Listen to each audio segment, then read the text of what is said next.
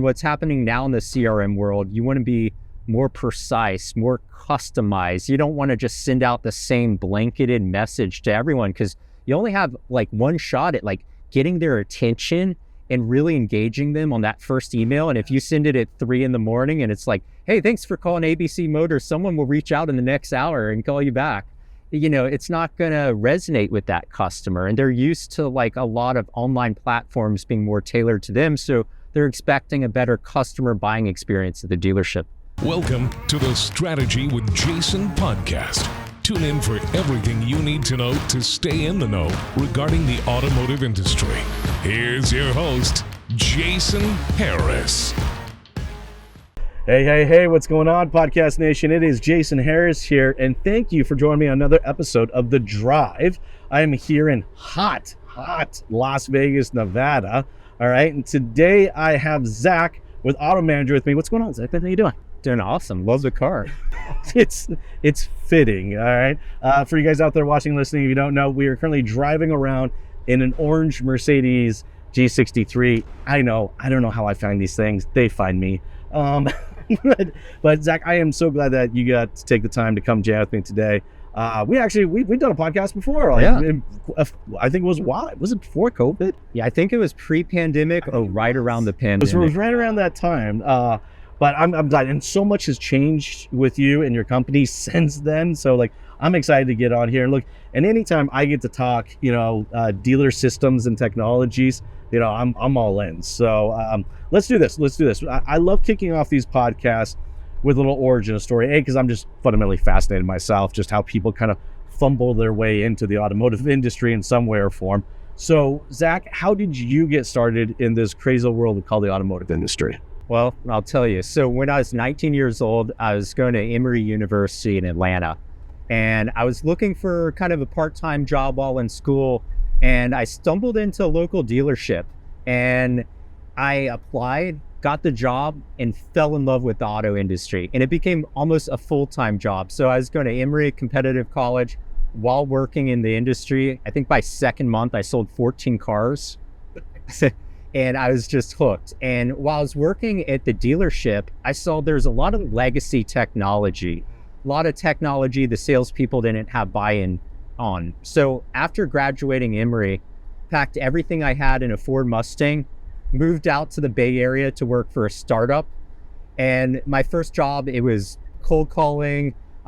It was an amazing company. It was a startup. They grew fast, but I was also doing Selly on the side. And I started kind of applying to different accelerator programs, and we got into one called Blue Startups. And Blue Startups is run by a guy named Hank Rogers, and you might recognize the name because Apple made a movie about him last year. And he's the guy who bought the Tetris rights, brought it to the US, and just made it the powerhouse video game. So we built the MVP of Selly, which was a CRM for used car dealerships. And we built the MVP out there. And then after we graduated, we raised a little capital, only around $650,000, but we did it from value-add investors. One of them was Matt Watson. He founded Vin Solutions CRM. Heard that name before. And we started small, in San Francisco, and brick by brick, built Selly over the past, 7 or 8 years. And then in 2022, I actually sold it to a private equity firm called Beekman Group. And they had a portfolio called Auto Manager. So I was 23 years old when I started Selly, and then I was 30 when it was acquired by Beekman. And I'm still a part of it. I work as Chief Strategy Officer, and of course still run Selly day to day. So that's my origin story.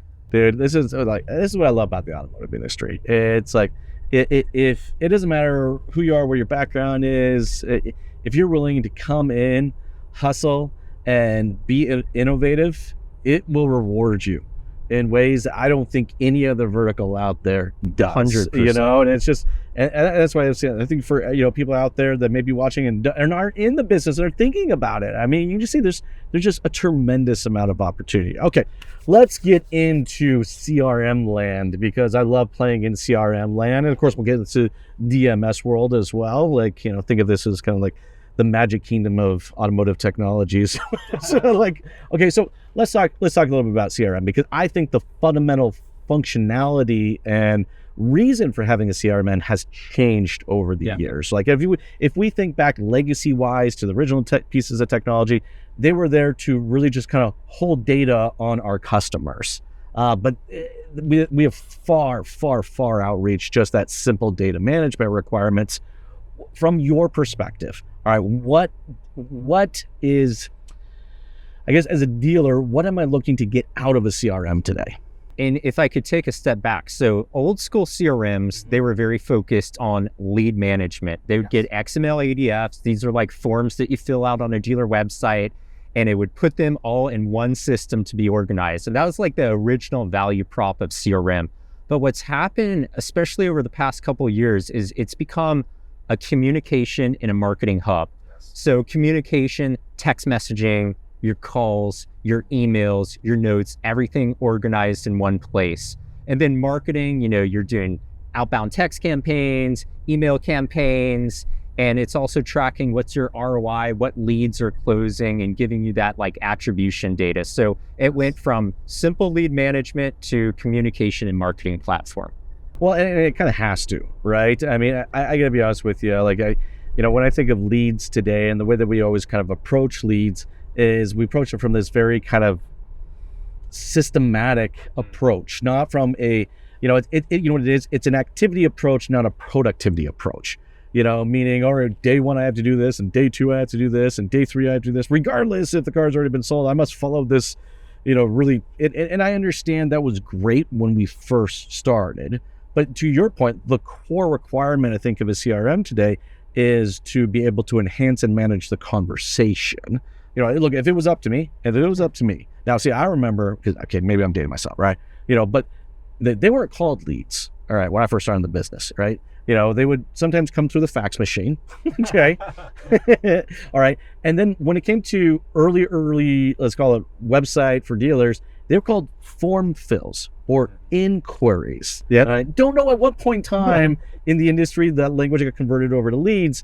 But I mean, to your point, I think we need to be focusing more on the conversation than just the lead itself. So, from a conversation perspective, I'm sure you've seen the good, the bad, the ugly. Now, I'm not talking about just the movie, but like, what are you seeing out there as far as like best practice around communications?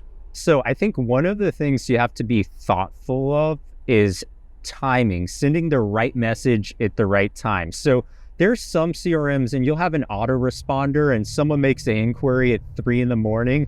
It's going to shoot them a text message or, 12 at night or whatever the case is. And knowing, hey, this is after hours. So you're going to have a different like communication method or outreach. And I think a lot of people rely on very generic templates.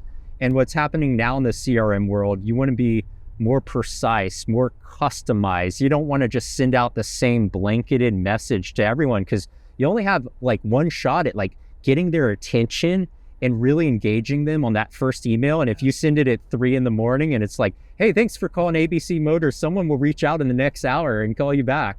It's not going to resonate with that customer. And they're used to like a lot of online platforms being more tailored to them. So they're expecting a better customer buying experience at the dealership.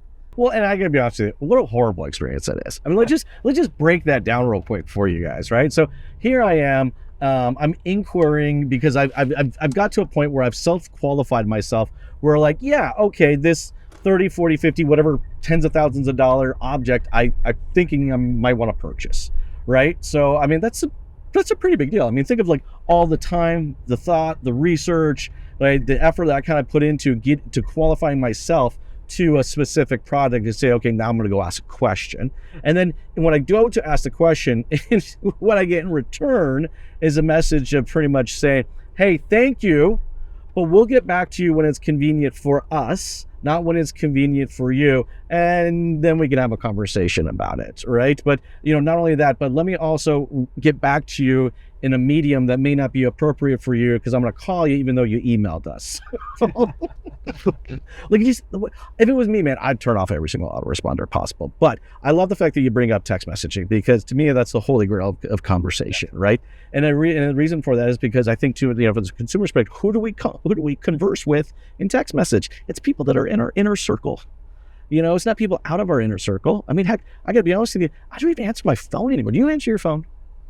I have to in my job. Okay. Yeah, Well, normally like text message, there's data out there like 98% of texts are read versus about 20% or teens percent with emails. And for me, like every text I literally read, but if you go into my Gmail, you have spam, you have promotions. It's just like crazy to navigate. So definitely agree with that point.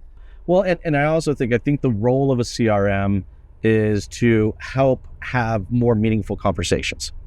And, look, if it was me, I would stop measuring leads altogether and I'd measure conversations, right? Yes. Because, and I think if you're watching and listening out here, all right, and you're, responsible for the hiring of your dealership, you would too. I mean, think about this. You hired that individual because of how great they were in conversing with others, right? So like getting someone into a conversation as quickly and efficiently and effectively as possible is, I think, this is a requirement of today's CRM. Would you agree?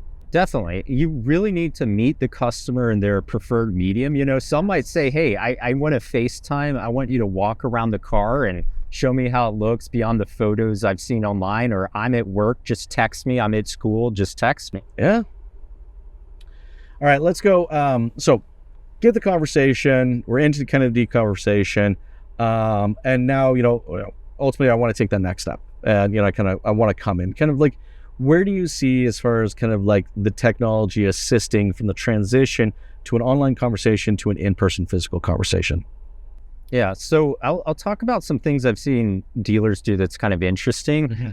A lot of dealers are adverse to putting just a calendar system on their website. So they could just send a customer like, hey, I'd love to have you in the dealership tomorrow. Here's my calendar link. Pick any time that works. They go through that calendar link. They're going to get sent, map directions, how to get there. And it's really simple. And I think taking away the friction, maybe if it's around trade, like, hey, I don't want to come into the dealership unless I know what my trade's worth. There are a bunch of platforms out there like AccuTrade. You could get an instant trade appraisal and give that customer a little more comfortability to say, okay, I'm going to take the next step and I'm going to come into your dealership. So I think it's all about removing friction, making it easy. Well, and I think that's the point of any good DMS out there, any good CRM out there, is that we remove the friction. And, the one thing that I think consumers value more today than they value anything, and it's not just the money, even though, don't get me wrong, money is always a factor, it's their time. Definitely. Like, are there people still out there that are crazy and want to spend 5.5 hours negotiating a deal in a dealership? Sure.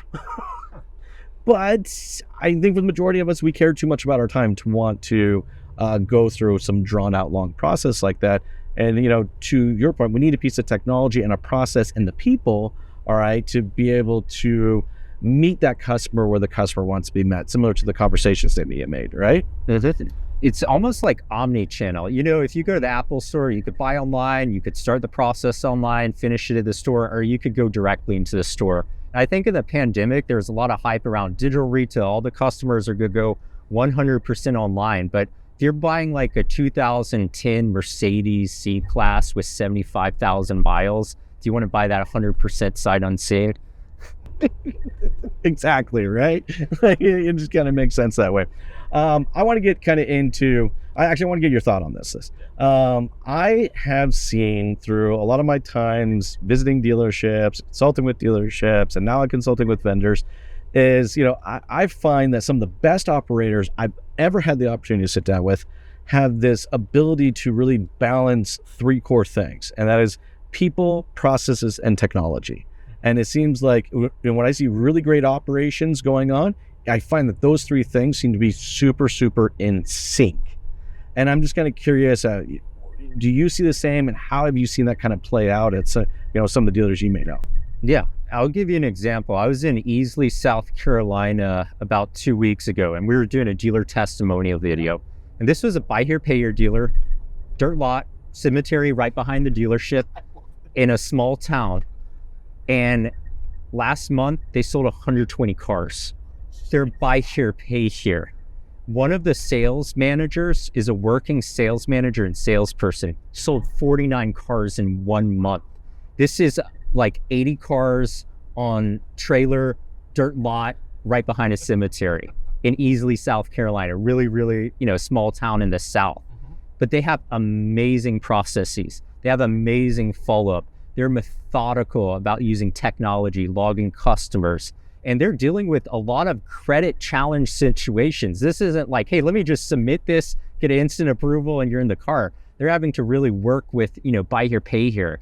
And that's just an example of how like a dealer in a small market doing subprime could be awesome by leveraging processes and being very data-driven and exactly what you were talking about. Well, okay, so let's start. I want to break this down because I think that's super cool. All right, let's talk a little bit about the people, because you obviously got a chance to go out there, meet some of these people. Tell me, what did you find that was unique about the people there? So what was amazing was Joseph, the sales manager.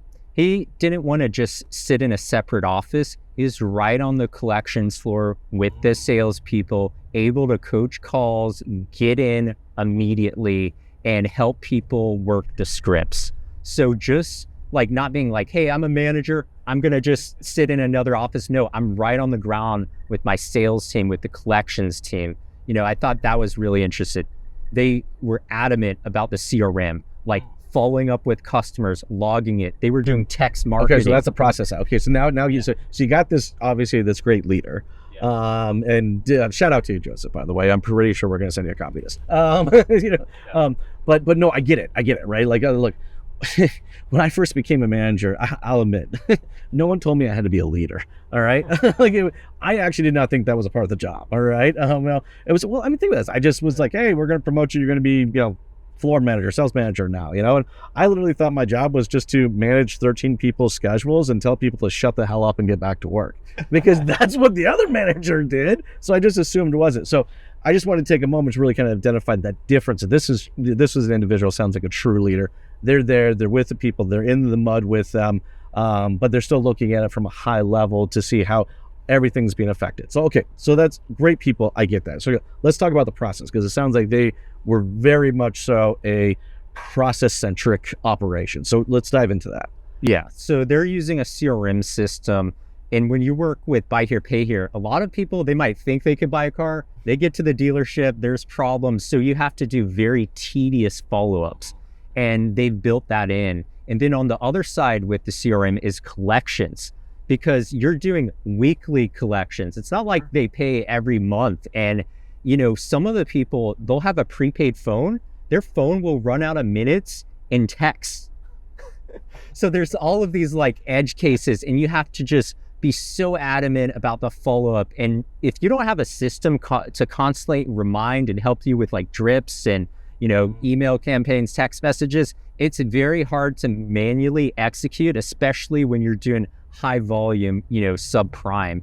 And one other interesting thing, this is on the product side. They were very clever about the cars they chose, because in subprime, a lot of times you have really beat up cars and they might break down during the loan. They're trying to get Toyotas, Hondas, cars that are going to last longer, like putting quality products in buy here, pay here, which you don't see as much. So I think it's just the people, the process, the product, the technology, everything all combined.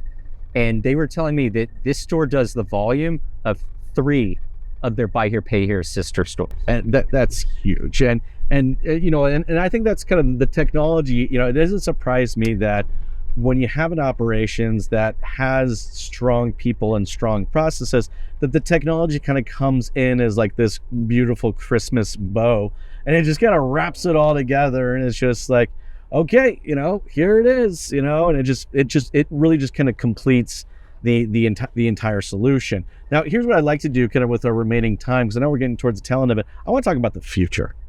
I would love to kind of get your thoughts and opinions of just where do you see the future of CRM and DMS technology going towards, or where would you like to see it go? Yeah, so a couple of thoughts. I think that having a connected system where the DMS talks to the CRM, that talks to the website, and like the dealer having that ecosystem where everything's connected, there's no manually typing between products, there's less barriers with integration. In our industry, some vendors are like, hey, we're not going to integrate with you. Yeah, they create all these stupid silos. Yeah, all these little silos, yes. So it's very siloed. I don't want to throw AI as a buzzword, but we're doing something interesting at Auto Manager. One of the big problems for our dealers was writing vehicle descriptions. And we built an AI-powered vehicle description tool. It's integrated with Carfax and some of the other products. So they could literally click a button, boom, vehicle description. We talked to a dealer, and before they had someone who'd spend like 10, 20 minutes per car just loading that information in. Yes. And I think that's all really important, like integration, connected platform, your CRM, your DMS, your website all work together well. Well, and I'm with you, right? I mean, I could see there's another buzzword that's floating around a lot out there right now, and that's CDP. And, I don't believe anybody in the industry quite actually has a CDP yet. And I don't know if the industry is actually fully kind of flushed out what that will really look like and be. It could be it could be the thing that does replace the CRM and the DMS and actually kind of brings it all together and removes all these silos. But I'm with you. I do see way too much silo data out there. Mm-hmm. And when you get way too much silo data out there, usually the data is not accurate. And, usually it makes it more difficult to take action upon, and also just to, use it in quick enhancements and automated enhancements. And I think that's what we're kind of ultimately looking for. And I'm with you. I think that I definitely agree with you. I think that's going to be the future of the industry. And it'll be exciting. It'll be exciting because we're in that stage right now. I see that we're currently in that stage. I think there are a lot of new companies out here. And there's even some that are actually here at this event that are looking to try to break down those doors between DMSs and CRMs and websites and marketing companies and fixed ops data providers and really try to mold them together and start communicating. And I think when that happens, customer, I think, is what ultimately ends up winning here, right? Because what you get is you get a better known customer. And the more you know your customer, the better of a crafted experience that you can ultimately cater to them. So I'm with you. I'm excited. It's a great time to be in the industry. Very great time. Hey, I know we're towards the tail end of our time, Zach. I know I can easily continue to chat with you for at least another hour on this topic. But hey, before I let you go, though, for everybody out there watching, listening right now, who would love to kind of connect with you and learn more about, Auto Manager and Selly, what's the best way to do so? Yeah, so you could look Auto Manager up. They have over 4,000 dealers that sell 1 million cars a year. They've been in the business since the 80s, so automanager.com. And then sellyautomotive.com, that's my company, CRM, text marketing. And then I'm on social, Zach Klempf. You can look me up on LinkedIn, Twitter. Man, I really appreciate you taking the time to chat with me today. This has been a lot of fun. For everybody out there watching and listening, you got to connect with Zach. He's just a super cool guy. And I know if you reach out to him, he's going to reach right back out to you. Thank you so much for taking the time to watch this episode today. You guys have yourself an amazing day. So, I'd always wanted to throw out the opening pitch. I live in the Bay Area, and I was able to do it with the Oakland A's. And the day before, I bring out my dad, and we go to a baseball training facility. And the guy there, he's like, all right, moves everything up. My dad hadn't thrown a ball since the 70s. I hadn't thrown a ball since high school. Both of us hit dirt at first. The guy working there, he's like, hey, this isn't MLB. He moves it further back. So I throw out 100 pitches before, go to Oakland. It's an amazing Coliseum, 55,000 it could seat. There's a fraction of that there. And, it's kind of a windy day. Throw it right into the glove. Sense of relief. But it's just a really cool experience. And if you haven't thrown a baseball from home plate, it's like 90 feet. It's a long ways. Yeah. It's like a really long ways. Like you don't notice that when you're watching it on TV or even if you're there in person. Like that ball's going a ways. So respect to all the pitchers out there. I know, right? Well, dude, I think that's an amazing experience. And one of these days you're going to have to give me the full story of how that kind of completely come about, because I think that's pretty darn cool. Thanks for tuning in to the Strategy with Jason podcast with your host, Jason Harris. Don't want to miss new content? Be sure to check out the full podcast library at strategywithjason.com to stay in the know. Remember to like, comment, and subscribe. Happy podcasting.